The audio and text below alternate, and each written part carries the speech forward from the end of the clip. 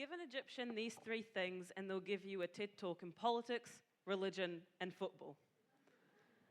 I seem to have forgotten my tools today, but fear not, a TED Talk you shall receive. I start with this example because it's in scenes like these that music and poetry is usually a common companion. This is where I found the answer to how we seize the power of our time. My answer starts with an objection.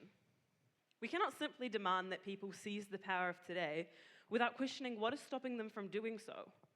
What are the boulders of yesterday that weigh on the shoulders of the people of today?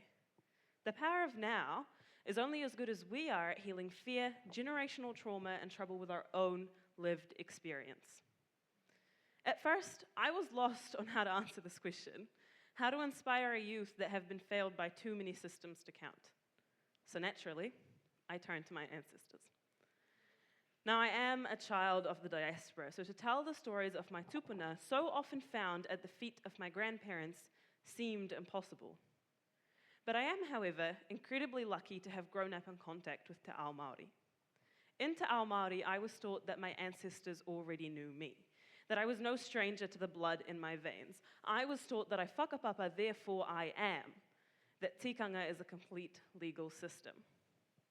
So absorbing these teachings takes me to my own whakapapa, to a place where I'm hungry to consume knowledge about who gave me these delicious curls, to a place where I must understand how to exist in a system that tried to teach me to forget my whakapapa.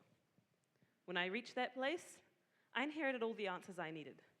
But more importantly to you guys, I knew what I was going to write this speech about. I whakapapa to Egypt, an African nation that was first colonized by the Persians in 525 BCE, then the Greeks in 332 BCE, then the Romans in 30 BCE, then the Arab Islamic Empire in 642 AD, then the Ottomans in 1517, then the French in 1789, then the Muhammad Ali dynasty in 1805, then the British in 1882, and then we kicked them out in 1953, we get a republic. So Egypt has been free of a colonial rule for less than 100 years, and even then, the average Egyptian today is still battling neocolonialism and tyranny.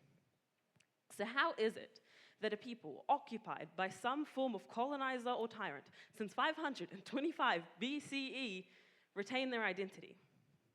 How do we sing so that our descendants can sing our songs and revolutions? How do we maintain an art scene, comedy, community, and proverbs that our colonizers can't police? To answer that question, and to honor my roots, I'm starting with the late Abdurrahman al-Abnudi. This incredible man is responsible for some of the most moving colloquial Egyptian poetry. He spoke in a language that the people of the streets could understand. He wrote poetry that quite literally fueled the spirits of revolution.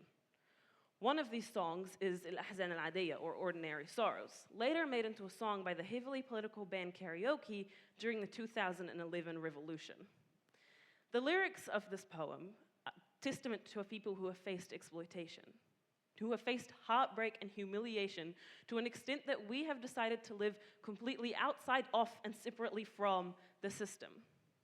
We learnt early on that we had to find our own joy in our own practices, away from a shotgun that polices or a colonial rule that scoffs. But I start with this example, not just because of how interconnected al-Abnudi is with music, but also because of how influential he is in the poetry scene. But back to the music part. Muhammad Munir, one of my favorite artists at 2 years old, happened to have many of his songs written by Abdurrahman. One of these is Yunus. It's about a poor Egyptian boy who falls in love with the daughter of a sultan. He asks her whether he can love her without the heart he left with his family. It's a crushing song, really, but it's about the kind of but it's played all over the country. Another song is Soya So. It runs through a bunch of scenarios in which the singer always ends up in jail for getting random items for their lover. It's upbeat, it's fun, but it's about the kind of injustice that leaves a person jaded. And maybe that's the role of the modern Egyptian song. It's there to get you smiling, definitely to get you dancing, but it's also there to make you endure. In the tuk-tuks you'll find in traffic jams, music that the rich would deem vulgar is always talking about being defiant, getting justice for your people without the help of government or police. It's about being proud. It's this vibrant music scene that would fuel a reclamation of belly dance by Egyptian women, an ancient practice that was banned during the Muhammad Ali dynasty for being indecent. He'd be appalled to know it lived on to become a celebration and an expression all in one. Women now dance on the night before their weddings and at their weddings in the same way that their ancient ancestors did. We dance everywhere. I cannot stress this to you enough. I'm fighting the urge right now. We would export the art form, technically banned by a colonial master, to the entire world. And maybe this is the central piece of the puzzle. Maybe the key to resistance, to retention of identity, are dances, songs, and poems. For Egyptians, the people of joy and of chronic tyranny, it was certainly a secret to endurance. But the story and the method of using art to endure isn't unique to the Egyptians. We may overdo it. Yes, we kind of invented go big or go home.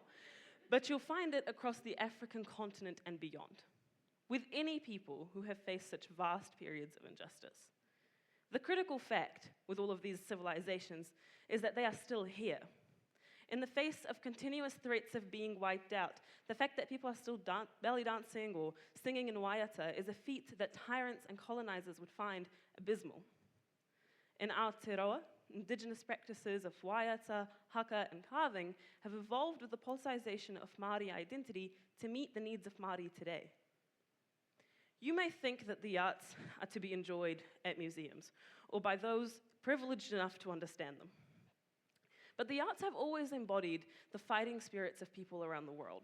They speak to you before you can write essays about them. They fight battles for us on every scale and in every generation. So how absolutely naive to think they couldn't help us seize the power of today. When you sing Waiata, you are not just singing songs. You are doing culture, history, and resistance. It's subliminal. You don't even think about it, but it happens anyway. Every resistance has had an anthem. All you need to do to seize the power of your time is to look to the arts and make an anthem that would make your descendants proud. Remember your whakapapa, remember where you are today and how you connect to everyone around you. Then make something that would make you a worthy ancestor.